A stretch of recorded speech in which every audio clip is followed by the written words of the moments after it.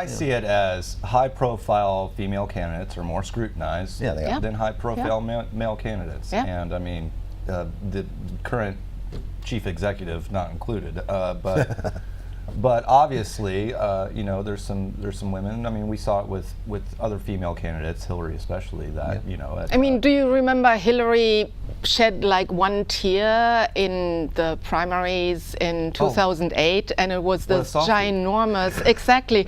And then Michael Cohen, he's between tears. Not Michael Cohen. Not Michael Cohen. The Supreme Court, Brett Kavanaugh. He's like between tears and screaming, and everybody's like, "Oh, what a great guy he is!" It was crazy to see Michael Cohen give a more measured testimony under Congress than our new Supreme Court person. Yeah. Anyway, we got away.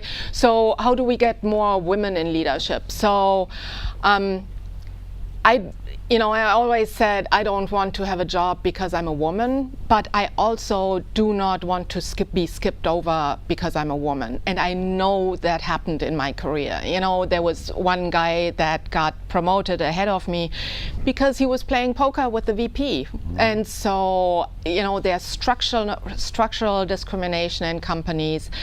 And, you know, we need to get over that at some point. We also just really need to support women by not putting all the child rearing load on them. So in a lot of European countries now, there is you can take time off, parental leave, and that's both for guys and for women. So it's perfectly good. The companies I was working with in Europe, guys would take a half year off because they had a child and they were doing their part of raising the child. And if it's just the women that do it, they automatically will become discriminated against. Because I had questions like, you are, you know, 26 or whatever before I left to come here. You're 26.